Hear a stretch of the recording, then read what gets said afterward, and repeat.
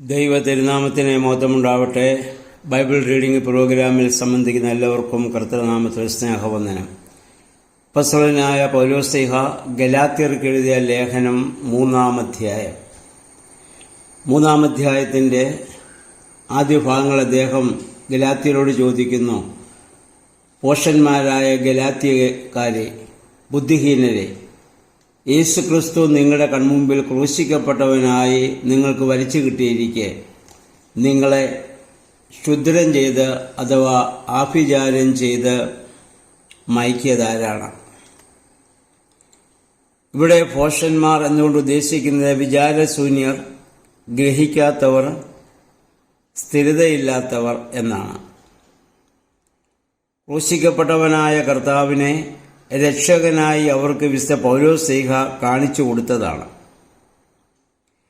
എന്നാൽ യഹൂദവാദികളായ ആളുകൾ വന്നവരോട് സംസാരിച്ചപ്പോൾ കാലക്രമത്തിൽ ആ വിശ്വാസത്തിൽ നിന്ന്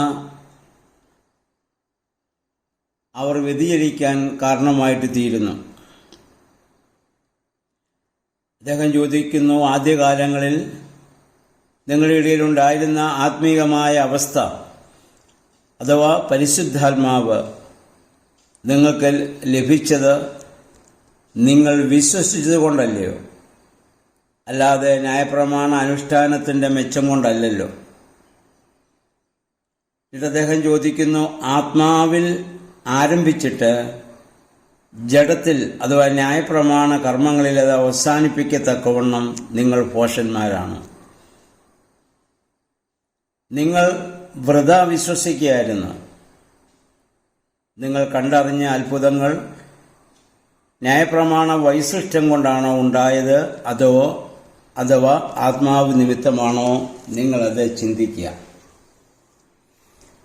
പ്രിയമുള്ളവരെ, പരിശുദ്ധാത്മാവിനാൽ ഞാനും നിങ്ങളും സ്നാനത്തിലൂടെ ജനിക്കപ്പെട്ടു. ആത്മീയമായി ക്രിസ്തുവിനെക്കുറിച്ച് നമ്മൾ മനസ്സിലാക്കുന്നത് കർമാചരണങ്ങളിൽ കൂടെയല്ല, പ്രത്യുത വിശ്വാസത്തിലൂടെയാണ്.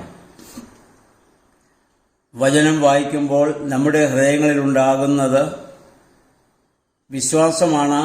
ആ വിശ്വാസത്തിൻ്റെ ഫലമായിട്ടാണ് നമുക്ക് പ്രവൃത്തികൾ ഉണ്ടാവേണ്ടത്. അല്ലാതെ പ്രവൃത്തിയുടെ ഫലമായിട്ടല്ല നമുക്ക് വിശ്വാസം ഉണ്ടാകുന്നത്.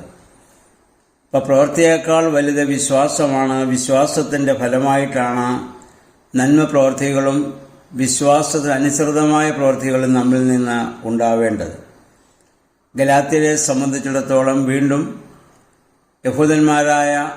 യഹൂദന്മാരിൽ നിന്ന് ക്രിസ്ത്യാനികളായവർ അവരെ തെറ്റിദ്ധരിപ്പിച്ച് വീണ്ടും കർമാനുഷ്ഠാനങ്ങളിലേക്ക്, അതാണ് രക്ഷയ്ക്ക് മുഖാന്തരം കാരണമെന്ന രീതിയിൽ അവരെ പിന്തിരിപ്പിക്കാൻ ശ്രമിച്ചപ്പോഴാണ് പൗലോസ്ലീഹ ഇത്ര ശക്തമായ ഭാഷയിൽ അവരോട് പ്രതികരിക്കുന്നത്. 6 മുതൽ 14 വരെയുള്ള വാക്യങ്ങളിൽ ചില കാര്യങ്ങളിൽ പൗലോസ്ലീഹ ഇവരോട് ചോദിക്കുന്നു. അദ്ദേഹം പറയുന്നു, അബ്രഹാമിൻ്റെ വിശ്വാസവും അദ്ദേഹത്തിന് ലഭിച്ച അനുഗ്രഹവും ദൈവത്തിലുള്ള അബ്രഹാമിൻ്റെ വിശ്വാസ മുഖാന്തരമാണ് അത് നീതിയായി കണക്കിടപ്പെട്ടത്. അതുകൊണ്ട് ആ വിശ്വാസത്തിൽ ആശ്രയിക്കുന്നവരാണ് അബ്രഹാമിൻ്റെ മക്കൾ. വിശ്വാസത്തിൻ്റെ ഫലമായിട്ടാണ് ഏകജാതനെ യാഗമർപ്പിക്കാൻ അദ്ദേഹം പോയത്. അല്ലാതെ യാഗമർപ്പിക്കാൻ പോയപ്പോഴല്ല വിശ്വാസമുണ്ടായത്. രണ്ടാമത്, ദൈവം അബ്രഹാമിനോട് പറഞ്ഞു, നിന്നാൽ സകല ജാതികളും അനുഗ്രഹിക്കപ്പെടും. ആ വാഗ്ദാനം വിജാതികളുടെ വിശ്വാസത്തെ പറ്റിയുള്ള ഒരു വലിയ മുന്നറിയിപ്പായിരുന്നത്രേ. ഭാവിയിൽ വിജാതീയരായ ആളുകൾ വിശ്വസിച്ച് അബ്രഹാം മുഖാന്തരം അല്ലെങ്കിൽ യേശുക്രിസ്തു മുഖാന്തരം അവർ അനുഗ്രഹിക്കപ്പെടാൻ പോകുന്നതിൻ്റെ മുന്നറിയിപ്പാണ് അന്ന് നൽകിയത്. ന്യായപ്രമാണം മുഴുവനായി അനുഷ്ഠിക്കാത്തവനെല്ലാം ശപിക്കപ്പെട്ടവനാണെന്നാണ് ന്യായപ്രമാണം പറയുന്നത്. അങ്ങനെയെങ്കിൽ ന്യായപ്രമാണം മുഴുവൻ അനുസരിക്കാത്തവൻ ശാപഗ്രസ്തനായി മാറും. കാരണം ന്യായപ്രമാണത്തിൽ 10 കൽപ്പനകളാണ്, ഞാൻ നേരത്തെ ഓർമ്മപ്പെടുത്തിയത് ഇന്നലെ വരെയും 10 കൽപ്പനകളിൽ 10 കൽപ്പനകളും ഞാൻ പാലിച്ചു ജീവിച്ചു. ഇന്ന് ഞാനതിൽ ഒന്ന് തെറ്റിച്ചാൽ ഇന്നലെ വരെ ഞാൻ 10 പാലിച്ചത് വെറുതെ ആയിപ്പോയി. അപ്പം അതുകൊണ്ട് കർമാനുഷ്ഠാനങ്ങളിലൂടെ അല്ല രക്ഷ സാധ്യമാകുന്നത്. അപ്പം അതുകൊണ്ട് പൗലോസ്ലീഹ പറയുന്നു, നീതിമാൻ രക്ഷ പ്രാപിക്കുന്നത് വിശ്വാസത്താലാണ്, അല്ലാതെ ന്യായപ്രമാണത്തിലെ നിയമങ്ങൾ കൊണ്ടല്ല. അങ്ങനെയാണല്ലോ തിരുവെഴുത്ത് പറയുന്നതെന്ന് അദ്ദേഹം ചോദിക്കുന്നു. അക്കാലത്തെ വിശ്വാസമനുസരിച്ച് ക്രൂശിൽ തൂക്കപ്പെടുന്നവനെല്ലാം ശപിക്കപ്പെട്ടവൻ എന്നാണ് വിശ്വസിക്കപ്പെട്ടത്. അപ്പോൾ അതിൻ്റെ വെളിച്ചത്തിൽ മിശിഹ നമുക്ക് വേണ്ടി ശാപമേറ്റ് ന്യായപ്രമാണ ശാപത്തിൽ നിന്നുള്ള രക്ഷ നമുക്ക് നൽകി. എന്തിന്? ഞാനും നിങ്ങളും ശപിക്കപ്പെടാതിരിക്കേണ്ടതിന്. അതിൻ്റെ ഉദ്ദേശം അബ്രഹാമിന് ലഭിച്ചതായ അനുഗ്രഹം വിശ്വാസം വഴി വിജാതിയർക്ക് ലഭിക്കുവാൻ വേണ്ടിയായിരുന്നു. ആത്മാവിൻ്റെ വാഗ്ദാനം വിശ്വാസം വഴി നമുക്കും പ്രാപിക്കാൻ വേണ്ടി. 15 മുതൽ 18 വരെയുള്ള വാക്യങ്ങളിൽ അദ്ദേഹം ചില കാര്യങ്ങൾ പറയുന്നു. ഒന്നാമത് അദ്ദേഹം പറയുന്ന മാനുഷികമായുള്ള ഉടമ്പടിയുടെ ഉദാഹരണം അദ്ദേഹം പറയുന്നുണ്ട്.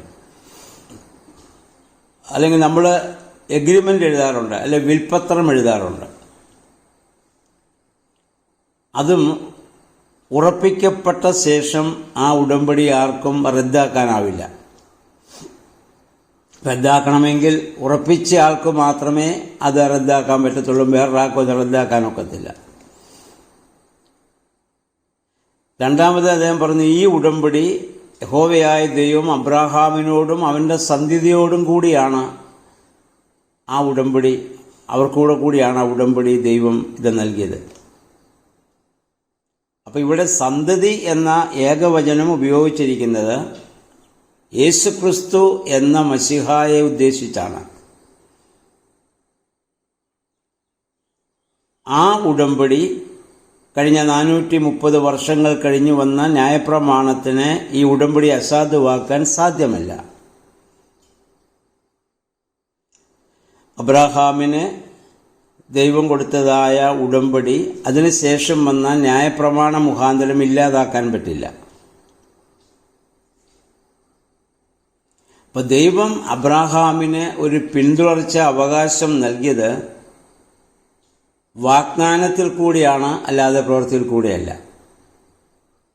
അപ്പം വിശ്വാസവും പ്രവൃത്തിയും തമ്മിലുള്ള ആ വ്യത്യാസം ഇവിടെ വളരെ വ്യക്തമായി മനസ്സിലാക്കാൻ സാധിക്കുന്നുണ്ട്. വിശ്വാസത്തിൻ്റെ ഫലമായിട്ടാണ് പ്രവൃത്തി ഉണ്ടാവേണ്ടത്, പ്രവൃത്തിയുടെ ഫലമായിട്ടല്ല വിശ്വാസം ഉണ്ടാവുന്നതെന്ന് വ്യക്തമാകുക.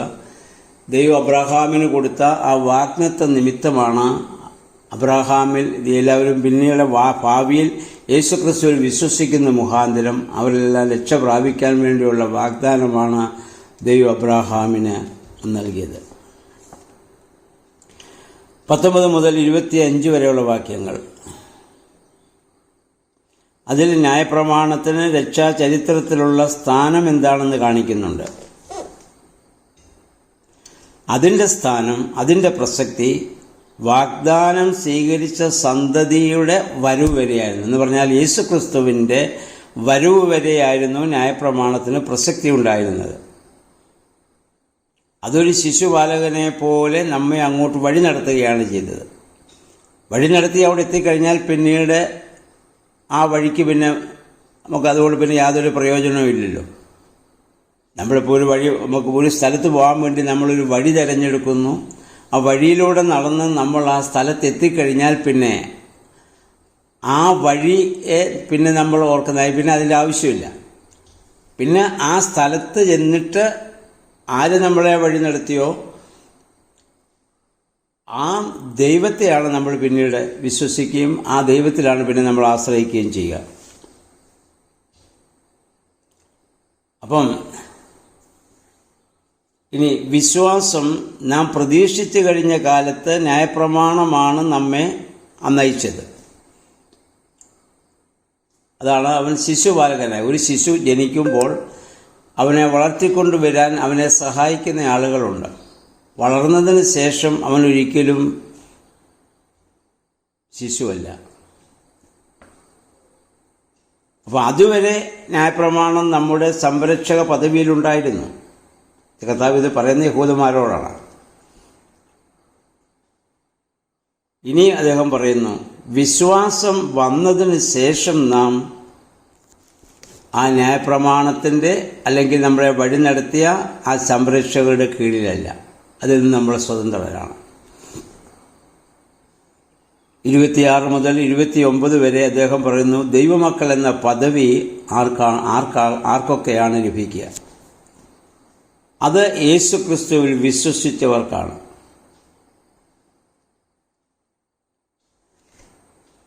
രണ്ട്, വിശ്വസിച്ചവർ യേശുമിശിഹായിൽ മാമോദീസ ഏറ്റ് അങ്ങനെ അവനെ അവർ ധരിച്ചു. അതായത് വിശ്വാസത്തിൻ്റെ ഫലമാണ് അതുകൊണ്ടുണ്ടായ സ്നാനം. ആ സ്നാനത്തിലൂടെ നിങ്ങൾ ക്രിസ്തുവിനെ ധരിച്ചു കഴിഞ്ഞ് ദൈവത്തിൻ്റെ മക്കളായി മാറി. ഇനി അതിൽ ജാതി മത വ്യത്യാസമില്ല. യഹൂദനെന്നോ ഗ്രീക്കുകാരനെന്നോ യജമാനെന്നോ ദാസനെന്നോ സ്ത്രീയെന്നോ പുരുഷനെന്നോ വ്യത്യാസമില്ല. എല്ലാവരും യേശുക്രിസ്തുവിൽ ഒന്നാണ്. എല്ലാവരും ദൈവത്തിൻ്റെ മക്കൾ. യേശുക്രിസ്തുവിൽ എല്ലാവരും അവൻ്റെ മക്കളായിട്ട് മാറ്റപ്പെട്ടു കഴിഞ്ഞു. അതുകൊണ്ടാണ് എല്ലാവർക്കും അബ്ബാ പിതാവേ എന്ന് വിളിക്കുവാനുള്ള പുത്രത്വത്തിൻ്റെ ആത്മാവിനെ നൽകി എന്ന് പൗലോസ് ശ്ലീഹ റോമർ 8:15 നമ്മെ ഓർമ്മപ്പെടുത്തിയത്. അദ്ദേഹം പറഞ്ഞു, നിങ്ങൾ അബ്രാഹാമിൻ്റെ സന്തതികളും അത് മുഖാന്തരം അവകാശികളും അത്രേ. അപ്പം നമ്മൾ വിശ്വാസ മുഖാന്തരമാണ് ഞാനും നിങ്ങളും അബ്രാഹാമിൻ്റെ മക്കളായി തീർന്നത്, അല്ലാതെ ജന്മനാലല്ല. പുതിയ ജന്മം നമുക്ക് ലഭിച്ചപ്പോൾ, മാമോദീസായിലൂടെ പുതുതായി വിശ്വാസത്തോടെ നമ്മൾ ജനിച്ചപ്പോൾ നമ്മളും അബ്രാഹാമിൻ്റെ വാഗ്ദാനത്തിന് അവകാശികളായിട്ട് മാറുകയാണ്.